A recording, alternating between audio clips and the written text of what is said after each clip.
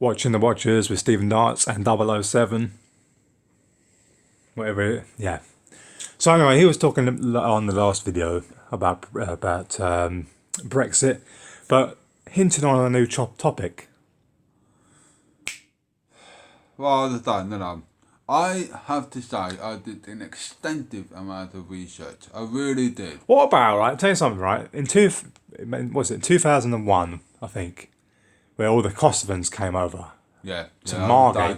Well, they're now the third generation of Kosovans. I lived there at the time. Yeah, I was inside the YMCA, inside Derby City, or Derby City, I call it Derby City, but that's because I'm hearing impaired, it's Derby City, right. Let me say something. Let me real quickly before you say that.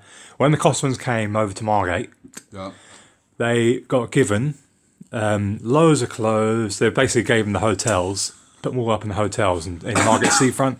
They had all really great, Nike clothes, money. They walked around in gangs. This is first-hand experience. When it came to medication and our jabs at school, which I would have said no had I known what I know now. I told them to shove that needle up their backside. But anyway, the fact is, there wasn't enough medical supplies to go around, and we were told at the time about our jabs and so on. Oh, we don't have it because we gave it all to the Kosovans. We don't have any supplies. The medical supplies in the area dwindled because all the Kosovans came over with all kinds of different illnesses, if you like, and they literally sapped, this resources of the NHS in that area. And then, obviously, government was giving them money and clothes and funding. It was a huge drain, and they haven't changed. Hardly any of them could get any jobs because they weren't allowed to work. I went back to Margate a little while ago, and we're on the third generation now. In this short amount of time, 15, 16 years, third generation people. And I was sitting there taking my nephew and niece on the swings, and these Kosovans were next door talking away in this different language. And I was like, "Excuse me, why don't you talk English?" And this girl goes, "Oh, the young uns don't understand," i.e., they don't speak English.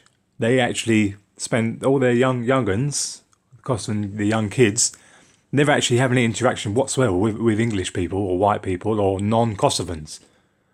That's a failed immigration, my people, when they've taken over an area, and what have you done? Just increase population and segregation.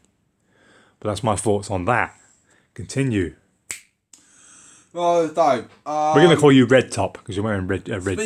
Speaking of Red Top's going to continue. Speaking of us losing our territories, down in Derby, is a place called Nottingham, just next door to it.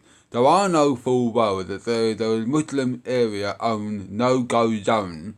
Okay, inside inside Nottingham. There was also a road, called Normanton inside Derby City. Nobody goes there because it's Muslim owned.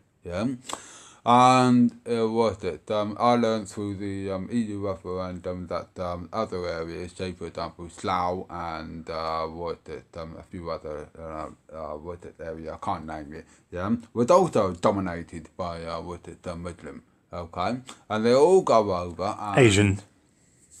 And they all go over and if you want the truth, down in before the 9/11 took place in 2001. For the inside job and when 9/11 took place, a complete hoax and fabrication to blow up the Twin Towers. In another video, maybe. Down in Normanton Road, was Islamic signatures, Islamic words all over the walls, all over the signs, everything. And so basically, while I was walking through Normanton Road, because we are entitled to walk through Normanton Road, it's just you not felt like you allowed was in another country. talk to the damn Muslim. I discovered that there might be a possible something weird going on. Blah blah blah. Somewhere around about a month later, 9/11 happened. And You don't talk about 7/7 very much, do you? well, no, because what 7/7 is 7/7, outside the scope. No, What I'm 7/7 is talking- when Britain entered the war. no, seven On and terror. 7/7 is nothing more than just a form of another attack on England. It's sort of irrelevant because we've already had bombings in the past. That was Northern yeah? Ireland. We've already had bombings in the past. Yeah? 7/7 was significant, Listen, yeah. quite significant. Listen, there was It a brought bombing. Britain into the war on terror. There was a bombing, down in the railway tube, yeah, some years back. It wasn't done by Muslim terrorists, before- supposedly, was it? Before 7. What is so significant is we get attacked from time to time, yeah, and so basically 7/7 is important in one way because it was after 9/11. Ah dear, and then The other attacks weren't by supposed Muslim extremists, or were they? They were like Northern Ireland attacks, or sorry, Ireland attacks because of Northern Ireland. You know, the IRA basically, wasn't it? It wasn't really any, you know, the 7/7 was Britain's entrance into the war on terror. yeah, that's a good point. I have no idea whether or not it was the IRA. Hypothetically, it wouldn't be the IRA because the Irish is losing their money. They cannot fund the IRA and all of those bits and When the pieces. IRA It has stopped bombing to us, be- the has to be Iraqis the or whatever Islamic. stopped bombing us. Terrorists supposedly stopped bombing us. So very convenient for the government, isn't it? It has to be the In my Islamic. opinion, they do these terrorist attacks to keep a state of fear, to keep people conformed I and understand, trusting in or wanting their government to help them. Well, a couple of months back, we had a form of stabbing on London Bridge. Yeah. Yeah, half of these things don't even look real anyway, especially the Westminster thing. Yeah. It looked ridiculous. The footage didn't even look real to me. But that's another video, people. Nobody cared. Really. No one really looked into it. You're right. Nobody cared enough to actually look in and see the BS that was being pushed. Now the woman, right? She's supposed to be. I mean, RV commented on this, and I agree. They had this like woman supposedly run over by a bus, but she's not flattened or anything. And RV said, "Oh, it looks like a mannequin," and I have to agree. Because when I saw that news story on the news, it just didn't make sense. And they're wheeling people off in ambulances, wheeling people away in stretchers, away from the ambulances to a little back alley on BBC News.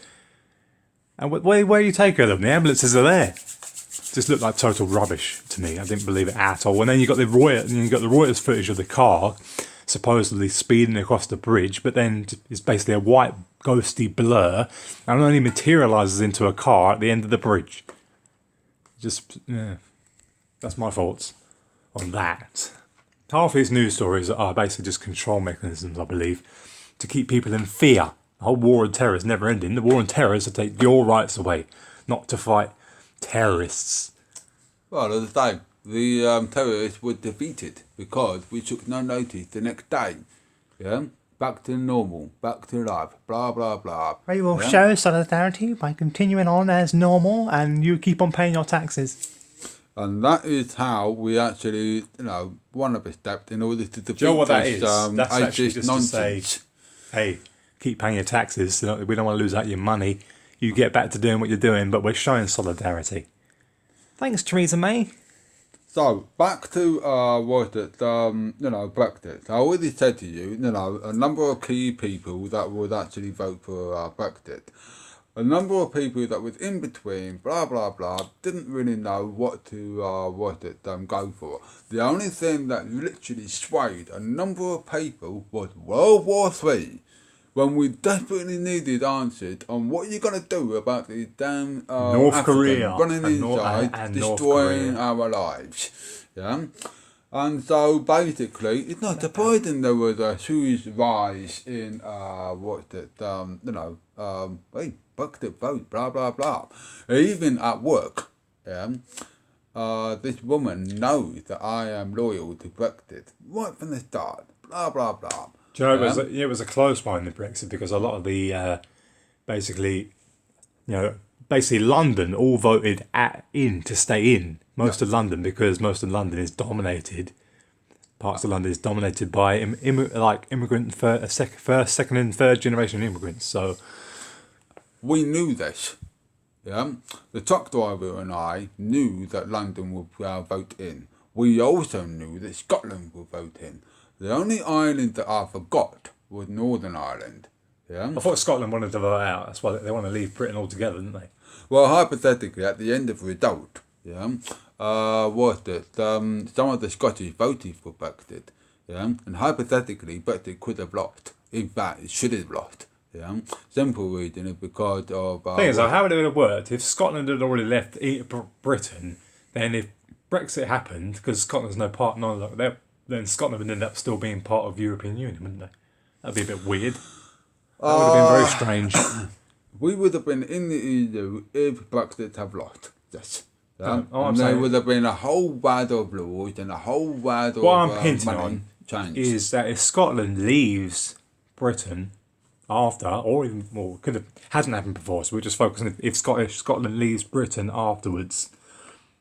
What is Britain if Scotland leaves anyway? But if they left and then Britain was out of the EU, so England, and Northern Ireland, Wales, they're all still Britain and they have left the EU. Could Scotland, on their own, technically rejoin the EU on their own? That's an interesting scenario. And it's also a difficult question to answer. Simple reason is because of this. Yes, the Spanish will veto Scotland to join in the EU. However, the British are actually fighting with the Gibraltar. And Gibraltar is part of Spain. So they're in between flux of, so on. Okay?